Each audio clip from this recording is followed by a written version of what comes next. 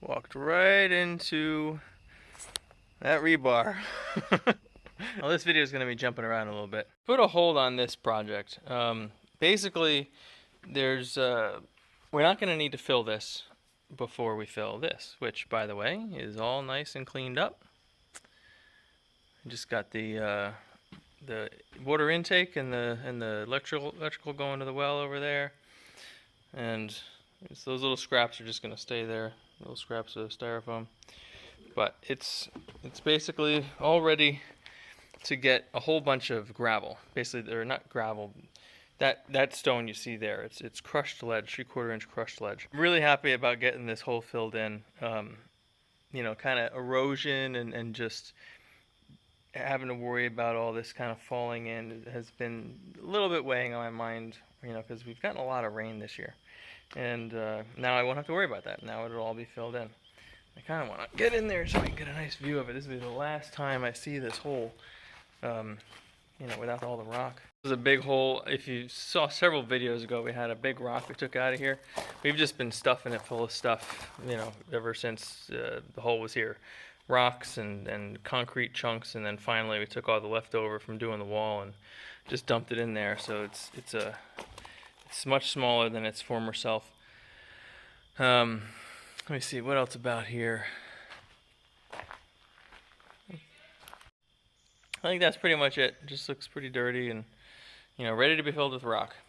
And just went off to get another load of gravel. As you can see, we're getting things filled up.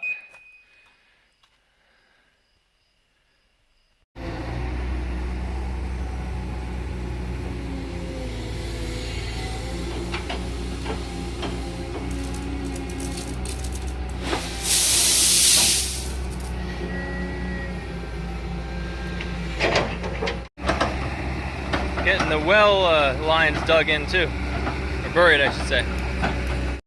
Okay, well we got all the stone down, got the thickened parts dug out, leveled and all that stuff, and now we're just spreading out some plastic. It'll act as a vapor barrier underneath the slab. Okay, so skipping ahead a little bit, I got the plastic all down. I got the, I guess you call this, I don't know what it's called, but anti-crack reinforcement I think is the purpose of it. Is the big mesh, and then these guys are the reinforcement for the thickened slab sections. Everything's supported by those little metal chair things. And yeah, it seems it's ready, I think, for inspection, which is tomorrow. And then the day after that will be the pour. I do find it interesting that, you know, the purpose of this plastic is the vapor barrier, and you can definitely see bunch of moisture collecting underneath it, so it's doing something.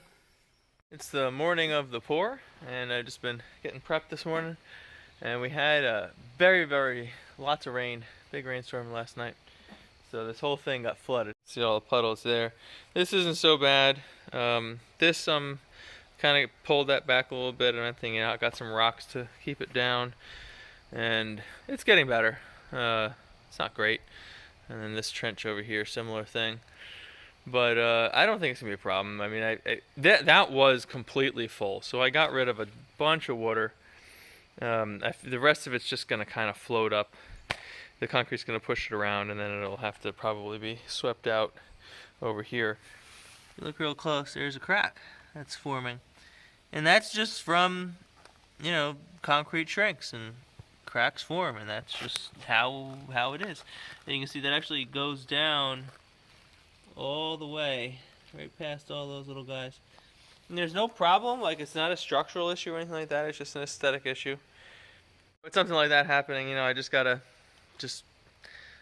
relax a little bit, be okay with the fact that it's not going to look perfect. I mean, I got little holes here and there and whatnot anyway. Like, it's not going to look perfect. It's not a work of art. It's functional, and to make it look pretty, you cover it afterwards with either paint or grout stuff, or, you know, something like that. You deal with the aesthetics later. Get the structure built first, and don't obsess over the little details. Well, the pour just finished, and well, I finished a couple hours ago, and everything was curing here. It looks great. The one thing is we just had a big downpour, so it's all covered in water at the moment, which I don't really know if that's a good thing or not, because the water doesn't really have anywhere to go. So it's just kind of sitting on top. But yeah, it looks like a basement floor. Like it looks decently flat. Seems, like it's going to be good. You can definitely tell with the water on it that there are some low spots and some high spots. This is a low spot over here, and over there's it's more high. So when I go to make the walls, the load-bearing walls, there's one that goes right across here.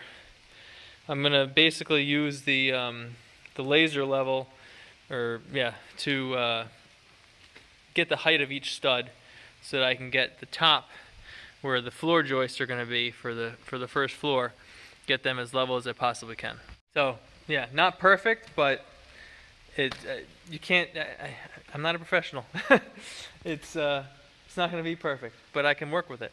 So now moving on to the wood stuff. I mean, I still got to do the retaining wall over here, so that'll have to happen. But wood's coming soon, and with wood, it's a totally different beast. You're not dealing with fluids. You're dealing with rigid structures that you can cut and measure, and it's just, in my mind, just so much easier because it just does what you want it to do.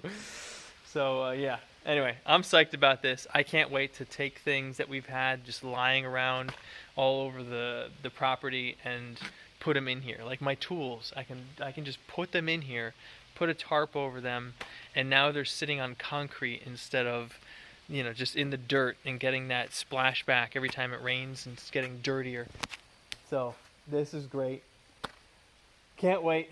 Next big achievement is going to be when we get the floor joists on, because then we can backfill. But there's things to be done in between now and then, which I will video. So I'll see you at the next one.